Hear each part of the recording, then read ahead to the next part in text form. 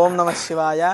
నమః శివాభ్యాం నవయౌవనాభ్యాం పరస్పరాశ్లిష్టవృద్ధరాభ్యాం నగేంద్రకన్యా వృషకేతనాభ్యాం నమో నమః శంకర పార్వతీభ్యాం.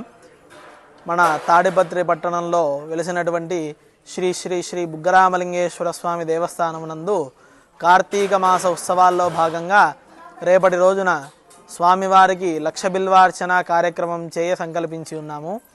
లక్ష బిల్వార్చన యొక్క విశిష్టత ఏంటయ్యా అంటే త్రిదళం త్రిగుణాకారం త్రినేత్రంచ త్రియాయుధం త్రిజన్మ పాప సంహారం ఏకబిల్వం శివార్పణం. అంటే ఒక బిల్వదళము స్వామికి సమర్పించినంత మాత్రానే మన 3 జన్మల పాపాలన్నీ కూడా హరించుకుపోతాయని చెప్పి మన శాస్త్రాలు చెప్తూ ఉన్నాయి.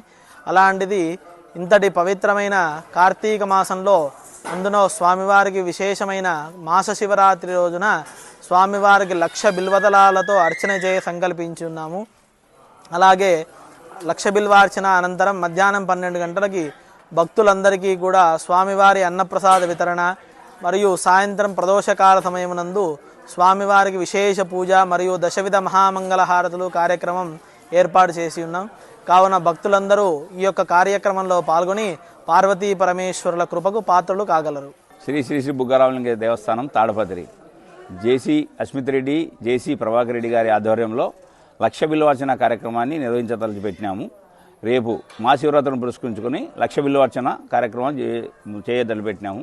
ఒక్క బిల్వాన్ని స్వామివారి మీదకి వేస్తే కాశీ లాంటి పుణ్యక్షేత్రాలు దర్శించినంత ఫలితం వస్తుంది.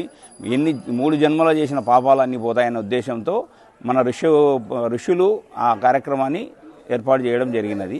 బిల్వార్చన పాల్గొలేసిన భక్తాదులందరూ మీకు అనుకూలంగా ఉన్న మీకు తోచినంత బిల్వాన్ని తీసుకొని వస్తే ఈ కార్యక్రమం ఇంకా విజయవంతం చేసిన వాళ్ళు అవుతారు.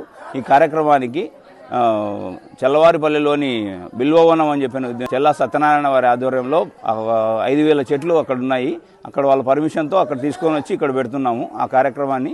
ఈ కార్యక్రమం అంతా జేసీ అస్మిత్ రెడ్డి గారు రేపు పాల్గొంటారని మీకు తెలియజేయడం అనేది. బిల్వార్చన అనంతరం నా దాన కార్యక్రమం కూడా ఉంటుంది. ఈ కార్యక్రమాన్ని భక్తాదులు సద్వినియోగం చేసుకోవాల్సిందిగా ప్రార్థన.